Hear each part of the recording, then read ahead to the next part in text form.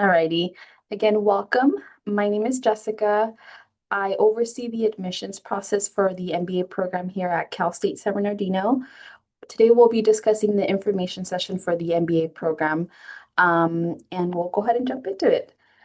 So, for those of you that are not familiar with our campus, we have a beautiful campus inland Southern California, give or take about an hour and a half from downtown LA.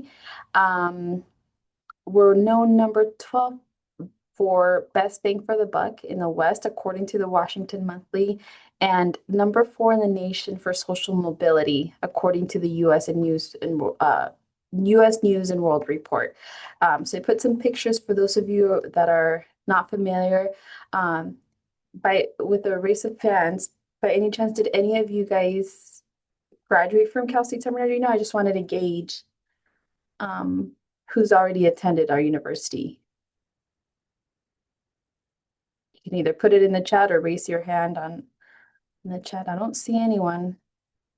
Okay, awesome. Okay, perfect.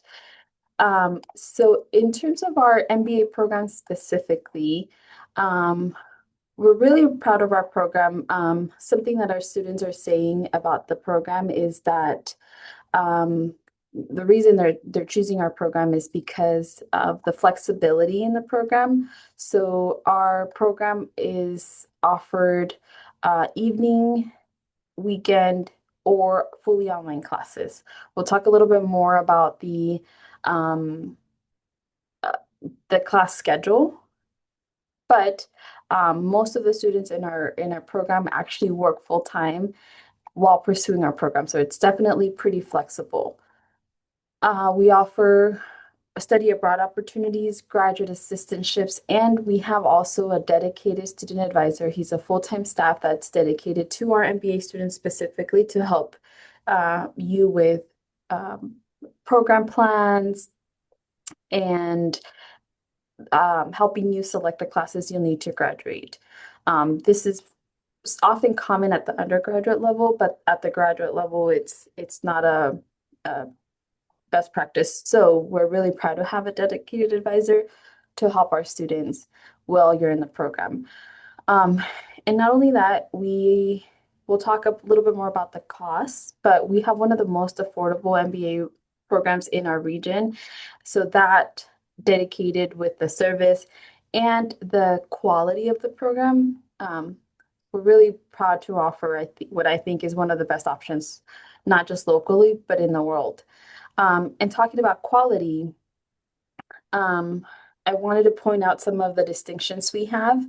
So we are AACSB accredited. So our college is accredited by this accreditation board, which is an accreditation that only 5% of the business schools in the entire nation hold. So that in itself hopefully gives you an idea of the quality program you pursue. Now, I wanted to talk a little bit more about the degree options that we have because we have 3 types of MBAs. When you graduate, they will all say MBA. However, um, in the degree itself, you'd have the option of selecting a specific modality or if you want a focus area. So one of our degree options is our traditional MBA. Our traditional MBA is a great option for students of all backgrounds. You don't have to have a specific experience or specific bachelor's degree. The total length of the program is 12 to 14 classes or 36 to 42 units. It is a hybrid program, meaning you are required to come to campus on certain days of the week, depending on what classes you need that particular semester. However, there are some online classes. With the traditional MBA, you have the option of selecting a concentration or a focus area, which I'm going to go on to the next slide. These are the focus areas that you'd be able to select if you're pursuing our traditional MBA. So it would be an MBA with the concentration in, and then you have the options between accounting, cybersecurity, entrepreneurship, finance, HR management, hospitality management, marketing, global supply chain management, interdisciplinary, which means that you could pick and choose from different disciplines. And starting this spring, we'll also have business and data analytics. Thank you to those if you attended Jonathan, yesterday's it looks like workshop. you're. But I'm going to talk to do you you have any on questions? our department, talk a little bit about. Now, I'm going to go back. So as you'll see, the cybersecurity focus area or the concentration has 14 classes. This is one of our longer concentrations because it's also STEM designated. If you're an international student seeking in a STEM designated focus area, this might be an option you can consider. You can also do dual concentration. So if there's multiple concentrations you're interested in, you just make up the difference in the concentration courses. And again, I'll go back to the previous slide. So that would be for our traditional MBA. That's why the length of the program can vary. If you do have an on-campus class, I forgot to mention, all classes start 5:30 p.m. or later.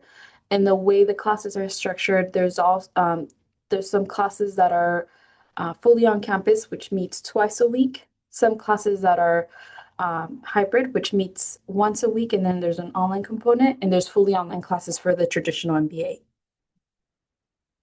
We also have the MBA for executives. This option is for students who already have a lot of leadership experience. So we're looking for students who have at least, if you're pursuing the MBA for executives specifically, if you have at least 24 months in leadership experience, either overseeing other staff, overseeing a facility, being in charge of project management, you can be considered for our executives MBA. This is a shorter program. It's only 30 units, 10 courses. And you could either do it fully online or on a hybrid modality. So we have the MBA for executives hybrid, or we have the fully online MBA for executives. Now, if you're not sure whether you meet the experience requirement for our MBA for executives, we can take a look at your resume before you even submit your application.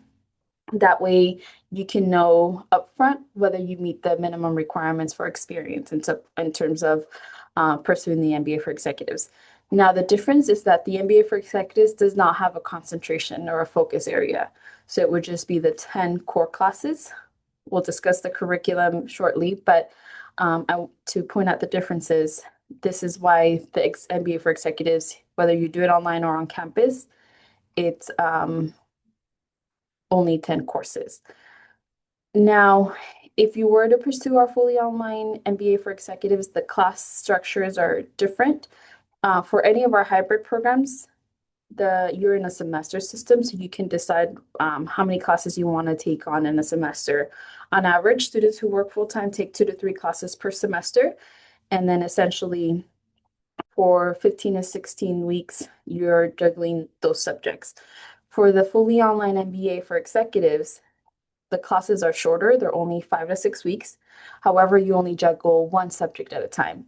And a lot of students often take classes either in summer or in the winter session to finish quickly. So it is a little bit more accelerated if you do it at full time. However, it might not feel like it because you're just doing one subject at a time. It's just moving really quickly. I'm going to take a quick pause here. Does anyone have questions about the differences in the program or anything I've covered so far? Okay. All righty. In that case, let's talk about the admissions requirements for the programs. So regardless of which program you opt to pursue, the minimum requirements that we have for our MBA program is that you have a bachelor's degree. It doesn't have to be a specific major, a specific background. As long as you have a bachelor's degree from an accredited institution. And as part of the application, we'll ask you to submit transcripts. For the application itself, you would submit it through CalState Apply, and we'll accept unofficial transcripts as part of the application. However, once you're admitted, that's when we'll ask you to submit official transcripts. If you happen to graduate with Cal State San Bernardino, we don't ask for our own transcripts. We'll have those on record for you.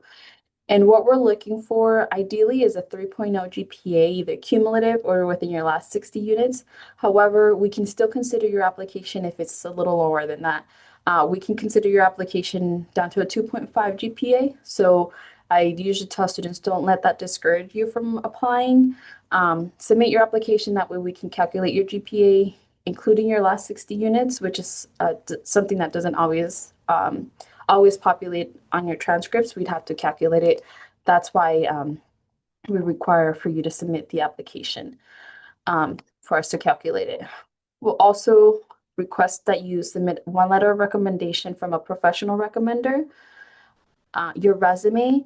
In your resume, you want to be detailed on your experience, especially if you have any leadership experience or professional experience. Include the months and years in which you held each job entry, because that's what we're going to use your resume to determine what your experience looks like.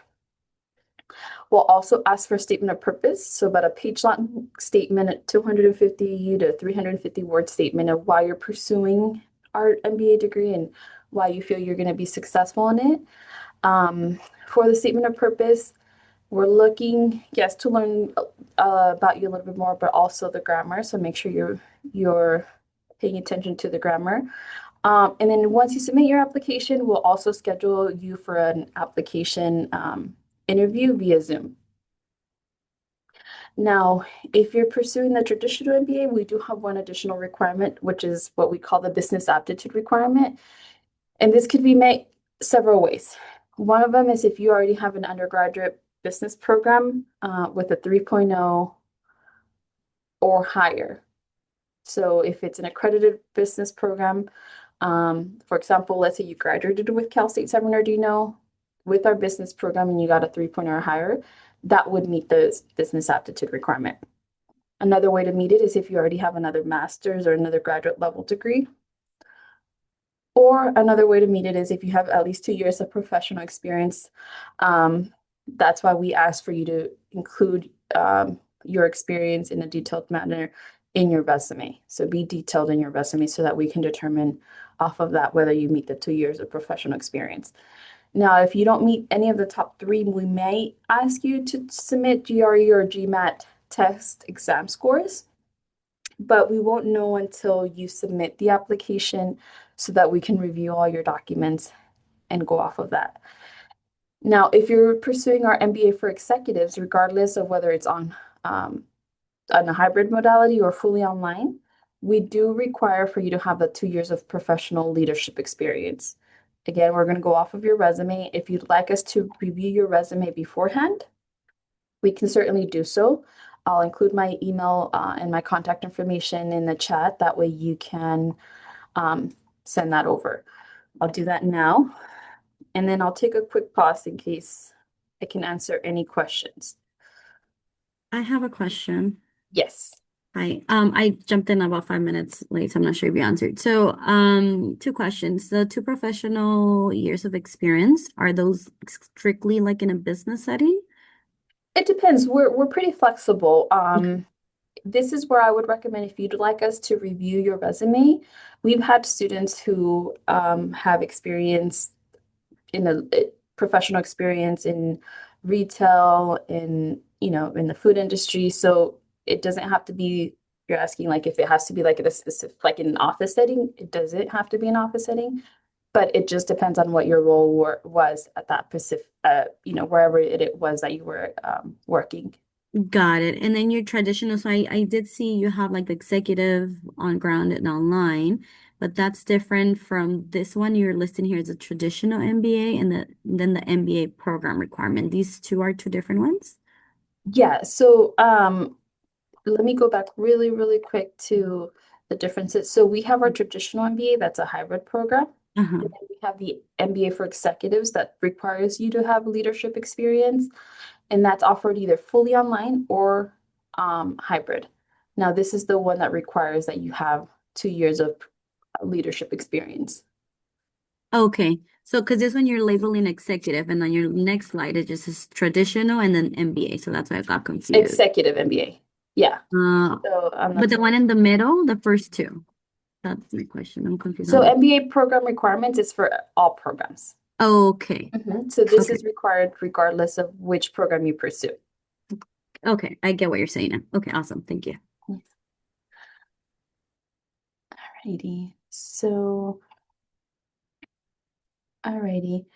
Um, okay, Shubho, thank you. I received your notification. Looks like you have specific questions.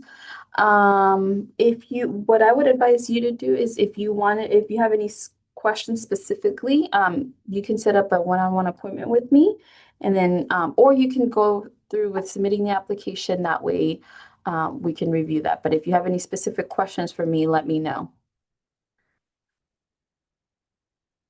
Especially if you already have an MBA, this might not be the best fit for you. Okay. Now let's talk about the program curriculum. So this is just an example of what to expect once you're admitted into our program.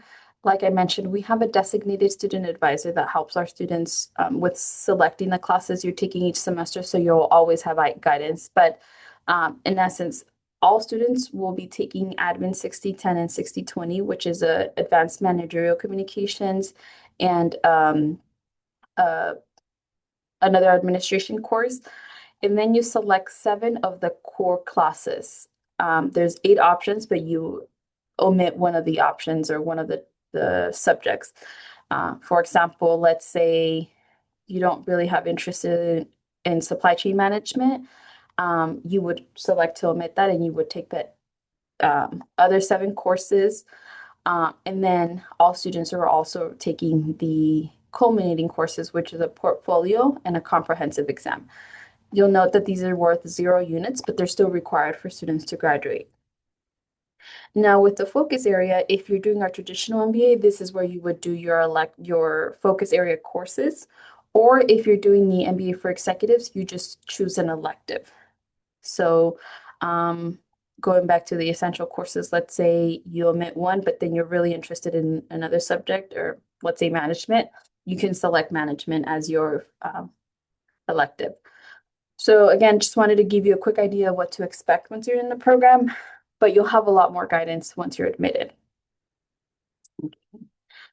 Now, let's talk about cost, because I know this is a question that comes up often. So the cost is different for all of our programs, depending also on how long it takes you to complete the program, and which route you take. If you're seeking our traditional MBA and you're a California resident, if you're taking around 3 classes per semester, on average, the total cost of the program is going to be around $31,416, or around $39,000 if you're doing the cybersecurity concentration, because that's more classes. The same program as a non-resident or an international student, taking again around 3 classes per semester, would be $47,400, or closer to $60,000 if you're doing the cybersecurity concentration. Again, this includes all of the tuition costs, tuition and fees. It doesn't include textbooks or, for example, parking passes. This is the tuition and fees. Now, if you're pursuing our executive MBA as a California resident, taking again around 3 classes per semester, you can anticipate to pay around $27,600 total for the program. As a resident or as a non-resident or international student, taking again the 3 classes per semester, it's going to be closer to $41,000. Now, if you're doing our fully online MBA for executives, for the 10 classes, it's a set fee of $33,000. That's our current tuition rate. For the online program, you're not paying per semester because it's not on a semester basis. You're paying per class. The cost per class is $3,300, hence $33,000 total for the program. Okay. Now, I know this might seem a little bit high, but if you're doing research and you're looking into other MBAs, you'll see it's actually a really good rate compared to other programs, especially with our accreditation. Just to give you an example, I know UCR's program that also has AACSB accreditation, which is a really great program. Theirs is upwards of 100,000, or it could be. So I just wanted to kind of put it into perspective so that you know the differences. But I still encourage you to do your research and find the differences in that. Now, to help cover your financial, or if you're looking for financial aid to help cover the tuition costs for the MBA program, often what students will do is they'll file a FAFSA application if you're interested in financial aid. And the FAFSA application is the application for grants and loans. So it's federal student aid. The grants are need-based, meaning that they'll look at your income and household size to determine if you qualify for any of that free money. It is pretty competitive and it is only available for students doing the hybrid program. It's not available for the fully online. Because of the funding, it's coming from the federal government. They are restricted to the hybrid programs. You can also with the FAFSA application, you'll also be offered loans, student loans, to help you cover the program up front, and then you pay back the loans once you graduate. So again, if you're interested in financial aid, the first recommendation I make is apply for FAFSA. Additional options for helping you fund the degree is we offer graduate assistantships, which are like part-time work opportunities on campus to work with either staff or faculty in a part-time basis to help, again, cover the costs. I also encourage students to seek privately funded scholarships. So the way these work is it's not a FAFSA application where you submit one application and it covers everything. Scholarships is free money donated by private donors often. So the way to go about them is you have to first research what scholarships apply to you, so what you're eligible for, and each scholarship will require its own application. Just because you apply doesn't mean you're automatically going to get it. Some of them are competitive, some of them are not. Again, it just depends on what scholarship you're applying for. So it takes a little bit more work to apply for scholarships, but it's potential free money that's out there that I encourage students to pursue if you're interested in financial aid. And then last but not least, if you are currently working, a reminder to ask your employer about tuition reimbursement. You'd be surprised as to how often we get employers who are willing to help you fund your degree. If it's not the full amount, at least a partial amount. So again, that's one way to help cover your tuition costs. I'm going to take a quick pause here just to see if there's any questions.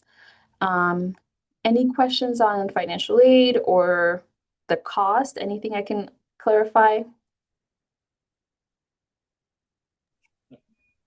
I just have a question about this traditional program versus the online executive program. Yes. Yeah, so like you had mentioned that the traditional program allows you to focus in on a specific concentration, and on the executive program, it's not set up that way. Is that correct? Correct. Yeah. Wait, so like when you graduate, what would your degree be in for the Yeah. executive program? Yeah, that's a good question. So your MBA, your diploma, and your transcripts will still read Masters in Business Administration. And then for the concentration, it would say executive. Okay. Or if you're pursuing the traditional MBA, it would say still MBA, Masters of Business Administration, concentration, and then whatever focus area you select. So all of them are MBAs. It's not going to say you did it online if you do it online. It's just going to read the title of the program. And then if you have essentially the executive is your concentration, or if you're doing our traditional MBA, you select a specific concentration. Okay. So like do you just focus on the main um core classes? There wouldn't be any specific like concentration courses at all? Okay. Right. Yeah. So there's gonna be a good mix of subjects. So there's an accounting, entrepreneurship, finance, information systems, management, marketing, and supply chain management. So it doesn't have a focus in a specific field if you're doing the MBA for executives. It just offers kind of like a variety of the disciplines. And then if you're doing a traditional MBA, you add that focus area here. Okay. Gotcha. Yeah. Thank you. Of course. Right. Any other questions? Yeah. Okay. Now what you can expect once you're admitted into the program, we'll have different types of events throughout the year. beginning with the new student orientation where we meet via Zoom. There's an in-person option as well.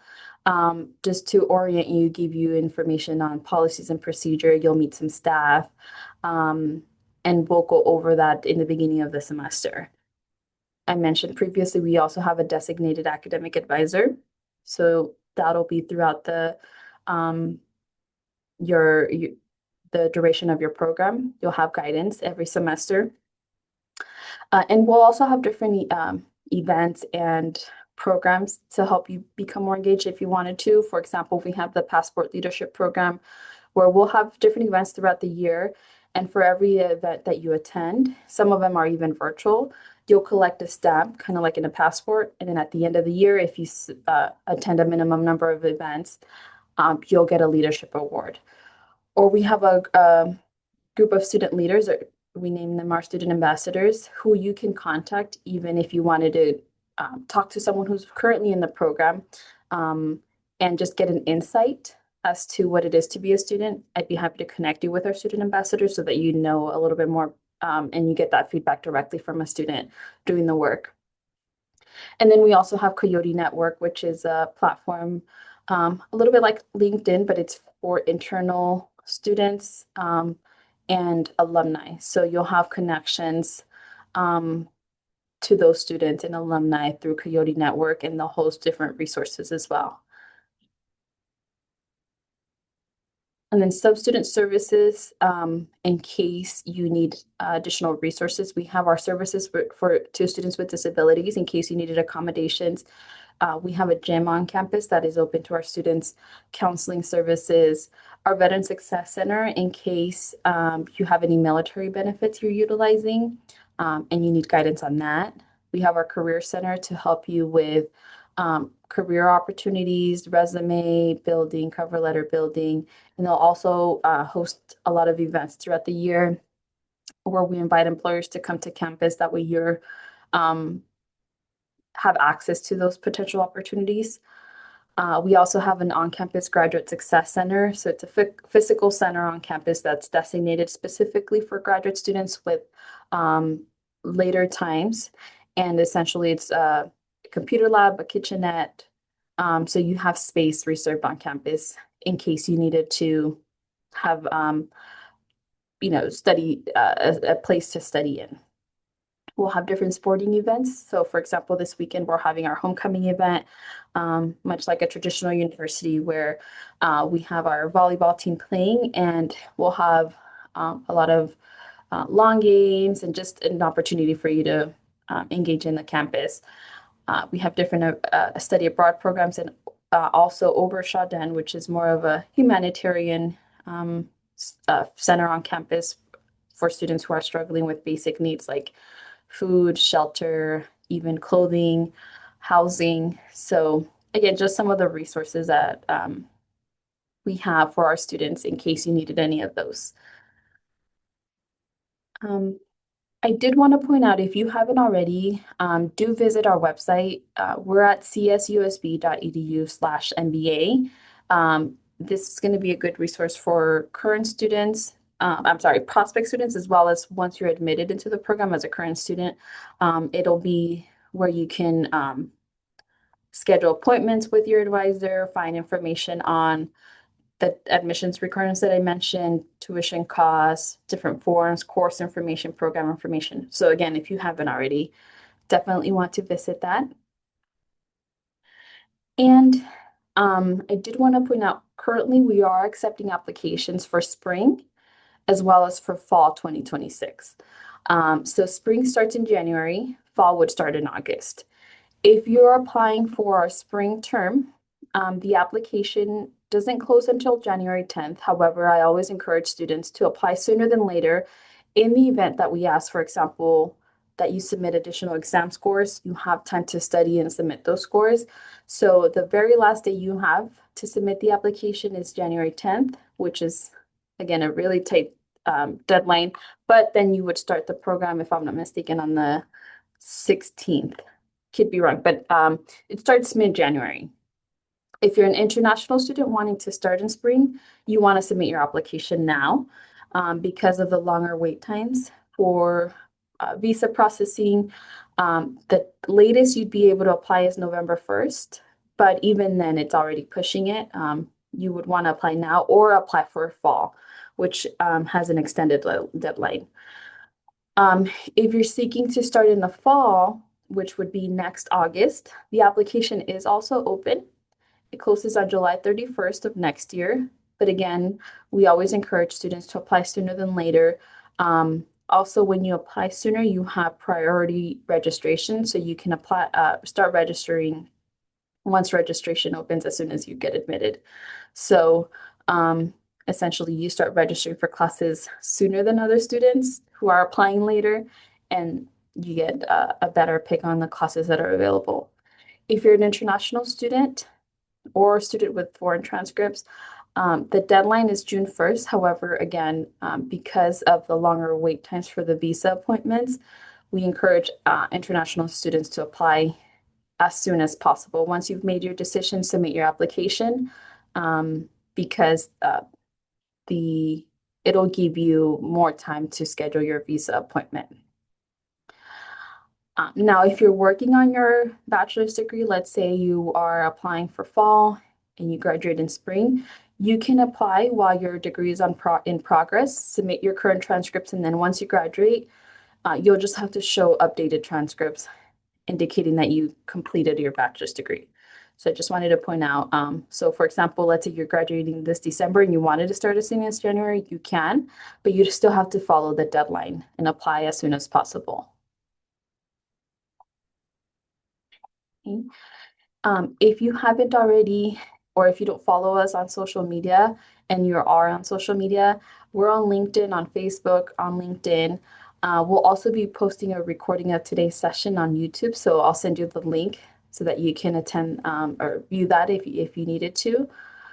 So again, just a reminder for you to follow us or send us a friend request on social media. We'll be posting information on events happening on campus or opportunities for our students.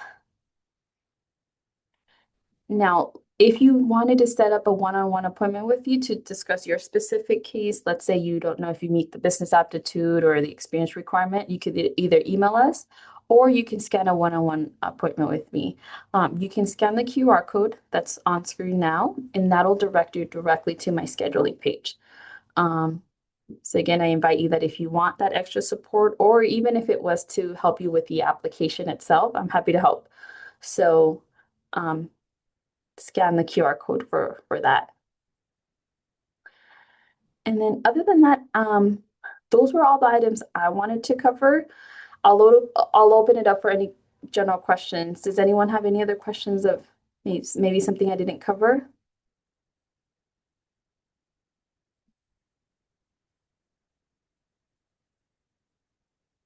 All right. I don't see any other questions. Like I mentioned, I'll be sending a recording of today's session. Thank you so much for joining. I have a question if it's not Yeah. too late. Sorry about that. Of course, yeah. I know that there's an interview for the MBA program. Yes. What kind of information will the interview cover? Do you know?